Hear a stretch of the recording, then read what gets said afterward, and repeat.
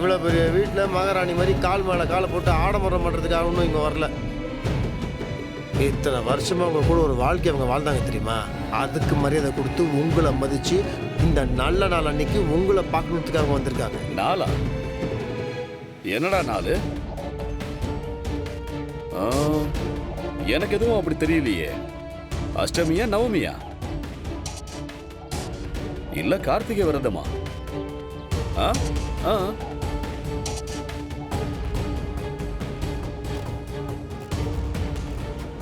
இன்னைக்கு நம்ம கல்யாண நாளுங்க.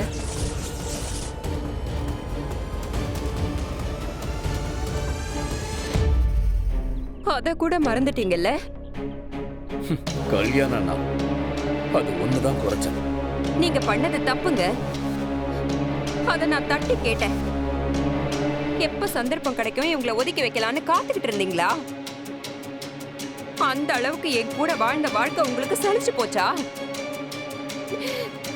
கல்யாண நாள கூட மறந்துட்டீங்கல்ல?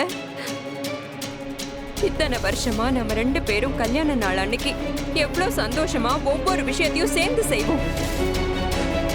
அதெல்லாம் மனசுக்குள்ள நினைச்சு பார்த்து ஆறுதல் படுத்திட்டு இருந்த. ஆனா இப்போ நீங்க பேசின பேச்சுல அதெல்லாம் போய் நடிப்புன்னு எனக்கு புரிஞ்சு போச்சுங்க.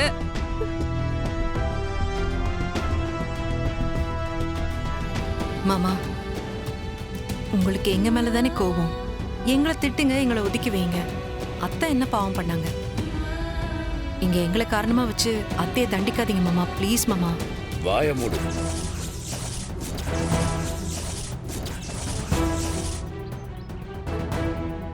இது ஏன் குடும்ப பிரச்சனை. இதுல நீ தலையிட வேண்டாம். என்ன எம்எல்ஏனா எங்க வீட்டு பஞ்சாயத்து கூட பேசுவியா நீ? அதெல்லாம் உன் வீட்டோட வச்சுக்கோ.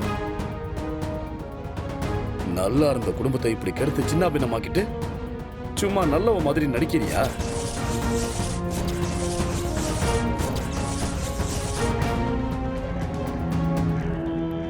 அப்பா தப்பா பேசிட்டு இருக்கீங்க. ஏன் முன்னாடியே என் பொண்டாட்டி திட்டிட்டு இருக்கீங்க? இருங்க இருங்க, என்ன வாங்க அவருக்கு? என் பொண்டாட்டி அவங்க அதை புரிஞ்சுக்கோங்க.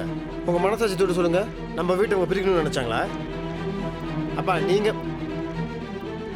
தேவையில்லாம கண்டவங்க பேச்செல்லாம் கேட்டு உங்களால இந்த குடும்பமே நாசமா போய் பிரிஞ்சு கிடக்குது.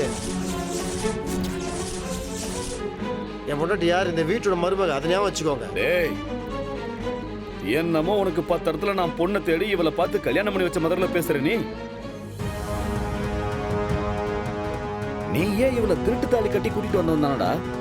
இவளை நான் மருமகளா ஏத்துக்கிட்டதே பெரிய விஷயம்டா.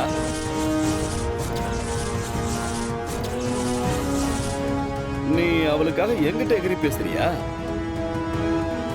என்னம்மா துளசி, எம்எல்ஏ என் புள்ளைய தூண்டி விட்டு எனக்கு எதிராக பேச வைக்கிறீங்களா? எனக்கு உன் நாடகம்லாம் நல்லா தெரியும். ஆனா ஒன்னு சொல்றேன், எப்ப நீ என் பேச்சை மீறி எனக்கு எதிராக எம்எல்ஏ எலெக்ஷன்ல நின்னியோ அப்பவே உனக்கும் இந்த வீட்டுக்கும் இருந்த உறவு அறுந்து போச்சு.